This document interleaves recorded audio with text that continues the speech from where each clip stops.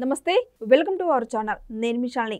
YS Vivekananda Reddy గారి హత్య కేసుకు సంబంధించి రోజుకొక మలుపు తిరుగుతుంది. రోజుకొక కొత్త విషయాలు అయితే వెలుగులోకి అయితే వస్తున్నాయి. అయితే దీని మీద పూర్తిగా విశ్లేషించడానికి మనతో స్టూడియోలో ఉన్నారు senior journalist doctor Kanakadurga Vadlamani గారు ఉన్నారు. వారినాటి విషయాలను తెలుసుకునే ప్రయత్నం చేద్దాం. నమస్కారం మేడం. నమస్తే అండి. వివేకానంద రెడ్డి గారి హత్య కేసు సంబంధించి ఇది ఎన్నో సంవత్సరాల నుంచి నడుస్తుంది. ఈ కేసు అయితే సునీత గారి పోరాటం అయితే ఎక్కడ కూడా ఆగట్లేదు. మరి ఈ కేసుకి రోజుకొక మలుపు అయితే తిరుగుతూనే ఉంది. అసలు ఏం జరగబోతుంది ఈ కేసుకు సంబంధించి ఏం చెప్తారు మేడం? అంటే ఇవాళ సునీత సిబిఐ ఆఫీసర్ ఎవరైతే ఉన్నారో రామ్ సింగ్ మీద ఏఎస్పి రాజేశ్వర్ రెడ్డి, ఏఎస్ఐ రామకృష్ణారెడ్డి ఇద్దరు 2023 డిసెంబర్ 15న కేసు పెట్టారు. సిబిఐ మీద కేసు పెట్టాం మేబీ మొదటిసారేమో మనకు తెలియదు చరిత్రలోనే. ఆ తర్వాత దాని మీద ఆవిడ పిఏ కోర్టుకు వెళ్ళడం, తర్వాత కుళ్ళాయప్ప అని లింగాలకు చెందిన ఒక వ్యక్తి కూడా దీని మీద కేసు ఫైల్ చేశారు. దాన్ని విచారణకు స్వీకరించిన కోర్టు వాళ్ళు ఏం చేశారంటే ఇతను రిటైర్ అయ్యారు, ఎవరు రాజేశ్వర్ రెడ్డి. అందుకని ఆయన ఇంటికి వెళ్ళి విచారణ చేశారు. యాక్చువల్గా 2025లో క్లోజర్ రిపోర్ట్ ఇచ్చేశారు పోలీసులు తప్పుడు కేసుని. సో ఇన్ని జరిగాక ఇవాళ వీళ్ళ మీద ఒక చర్య తీసుకోవటం మొదలు పెట్టడం అనేది చాలా, అంటే మీరు అన్నట్టుగా ఈ కేసులో ఒక అడుగు ముందుకు పడిందని చెప్పుకోవాలి. ఎందుకంటే ఒక కేసు నడుస్తూ ఉన్నప్పుడు ఒక రామ్ సింగ్ అనే వ్యక్తికి అప్పచెప్పినప్పుడు అతని మీద కేసు పెట్టి, అంటే ఈ కేసును పక్కదారి పట్టించాలి అనేది వాళ్ళ ఉద్దేశం అని మనకు క్లియర్గా అర్థమవుతోంది. రెండోది, మీకు తెలుసు అవినాష్ రెడ్డి ఏం చేశాడో. సిబిఐ అరెస్ట్ చేయడానికి వెళ్ళినప్పుడు తల్లిని అడ్డం పెట్టుకుని అతను పెద్ద డ్రామా నడిపి వాళ్ళని రానివ్వకుండా చేశాడు. ఇప్పుడు వీళ్ళకి సిట్, అందుకే భయం సిట్ అంటే వీళ్ళ నాటకాలు చెల్లవు కదా. అయితే ఇవాళ మీరు అడగచేయండి, ఇప్పుడు రాజేశ్వర్ రెడ్డి, రామకృష్ణారెడ్డిని విచారించాక ఏం చేస్తారు అని. నిజాలు అప్పుడు వెలుగులోకి వస్తాయా మేడం? నిజాలు వెలుగులోకి రావటం అంటే ఇక్కడ ఒకటండి, వాళ్ళు అప్రూవర్స్గా మారితే వాళ్ళు ఎవరి పేరు చెప్తారో చూడాలి. మరి దీని వెనకాల జగన్మోహన్ రెడ్డి, అవినాష్ రెడ్డి ఉన్నారని చెప్తారా, ఒక అవినాష్ రెడ్డే ఉన్నారని చెప్తారా, ఏంటి అనేది మనకు తెలియదు. సో దాన్ని బట్టి కేసు ఫర్దర్గా ముందుకెళ్తారు. 2019లో జరిగిన ఈ కేసు ఆ రోజే నీళ్లు గార్చే ప్రయత్నం చేశారు, మనందరికీ తెలుసు. ఆ డాక్టర్ని చంపేశారు, ఎవిడెన్స్లు అన్నీ కూడా ఆల్మోస్ట్ మాయమైపోయాయి. అంటే ఆ వ్యక్తులు కూడా లేకుండా చేసేసారు. ఇప్పుడు మీకు ఎంత అసలు చిత్రంగా అనిపిస్తుందంటేనండి, జగన్మోహన్ రెడ్డి ఆర్థిక నేరాల కేసు ఏదైతే ఉందో అందులో ఆ జడ్జెస్ 6 కూడా ట్రాన్స్ఫర్ అవ్వడం జరిగింది లాస్ట్ మినిట్లో. వీళ్ళు ప్లాన్ ప్రకారం న్యాయ వ్యవస్థని వీళ్ళు ఏ రకంగా మేనేజ్ చేస్తున్నారు అనే సందేహం ప్రజలకు వస్తుంది. ఎందుకంటే ఎక్కడైనా 14 సంవత్సరాలు 12 సంవత్సరాలు పైబడి ఒక కేసు అలా ఉంటుందా? ఒక వ్యక్తి అలాగా దాన్ని ఏమంటారు, బెయిల్లో ఉండగలరా? ఇదే సాధారణ వ్యక్తి అయితే ఇలా కుదురుతుందా అనేది ప్రజల సందేహం.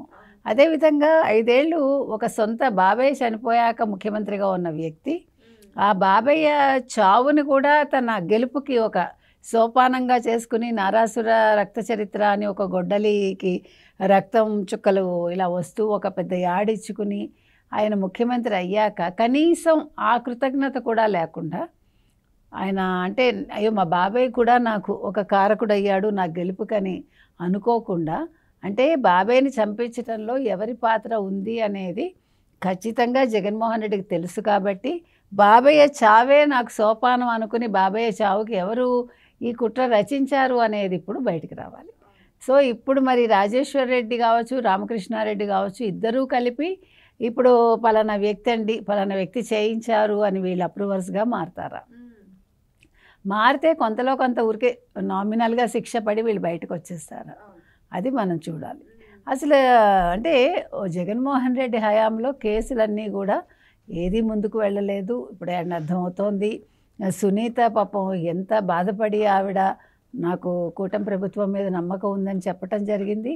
తర్వాత షర్మిల గారు కూడా ఆవిడకి తోడుగా మొన్నటి వరకు ఉన్నారు. ఇటీవల కాలంలో షర్మిల కూడా ఏం మాట్లాడటం లేదు, బయటికి రావట్లేదు. ఆవిడ ఒకవేళ అన్నగారితో ఏమైనా కలిసిందా కొద్దో గొప్ప అనే సందేహం కూడా చాలామందికి కలుగుతుంది. అంటే తను ఏదైనా కాంప్రమైజ్ అయ్యారా ఆస్తి వ్యవహారాల్లో? గొడవ వచ్చిందే ఆస్తి వ్యవహారాలు పదవి కోసం కదా, రాజ్యసభ పదవి ఇవ్వకపోవడం, చెల్లెల్ని రాజకీయాలకు దూరంగా ఉండమండం, ఇవన్నీ కూడా. కాబట్టి మరి ఇప్పుడు ఏమైనా ఇద్దరు కాంప్రమైజ్ అయ్యారా? మరి అది జరిగే పని అనేది అర్థం కావట్లే ఎవరికి. ఎందుకంటే ఇప్పుడు కాంగ్రెస్లో షర్మిల ఉన్నా లేకున్నా ఒకటే అన్నట్టుగా కాంగ్రెస్ వాళ్ళ అభిప్రాయం ఉందన్నట్టుగా తెలుస్తుంది. ఎందుకంటే తెలంగాణలో ఒక పార్టీ పెట్టి ముందుకు వెళ్ళలేక ఆవిడ ఆంధ్రప్రదేశ్లో కాంగ్రెస్లోకి రావడం, ఆ తర్వాత కాంగ్రెస్ తరఫున ఆవిడ ప్రచారం చేసినా కూడా 1% ఓటు శాతం కూడా రాకపోవడం, ఇవన్నీ కూడా సందేహాలకు తావిస్తుంది. మనకు తెలియదు. అంటే రాజకీయాల్లో ఎప్పుడేం జరుగుతుందో, ఎవరు ఎలా మారుతారో తెలియదు. ఇవాళ మీరు తెలంగాణ పరిస్థితి తీసుకుంటే కవిత మీద అందరికీ సందేహంగా ఉంది. కవిత కేసీఆర్ ఎక్కుపెట్టిన బాణమా, కేసీఆర్ ముందు చూపుతో ఎలాగా నా పార్టీ ఇంకా ఉండదు, అందుకని కవితని ఒక పావుగా చేసుకుని, కవితను ఒక అస్త్రంగా చేసుకుని బయటకు పంపించాడా అని కూడా తెలంగాణలో చెప్పుకుంటున్నారు. అంటే ఆడపిల్లలు ఏ రకంగా వీళ్ళకి అంటే తల్లిదండ్రులకి లేదా అన్నలకి ఆస్తులుగా మారుతున్నారు. వాళ్ళకి రాజకీయ ఆస్తి ఎవరు అంటే ఈరోజు వాళ్ళ ఇంట్లో ఉండే ఆడబడుచులు.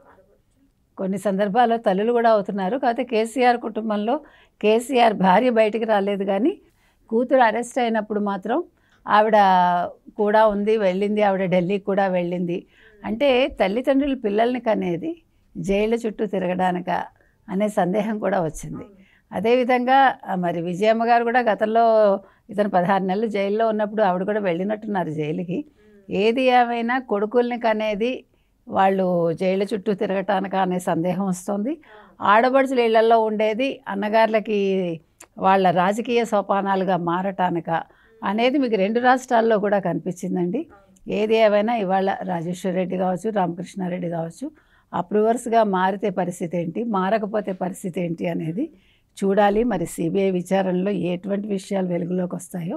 మేడం, ఇప్పుడు సునీతారెడ్డి గారి న్యాయం అయితే ఇప్పుడు న్యాయం జరుగుతుందా లేదంటే ఏం చెప్తారు మేడం? అంటే ఇప్పుడు 100% జరిగిపోతుందని కాదు, కానీ అట్లీస్ట్ ఇప్పుడు ఈ కేసు కదలిక వల్ల మళ్ళా కేసు ముందుకు వెళ్తోంది అనే ఒక ధైర్యం ఆవిడకు వస్తుందండి.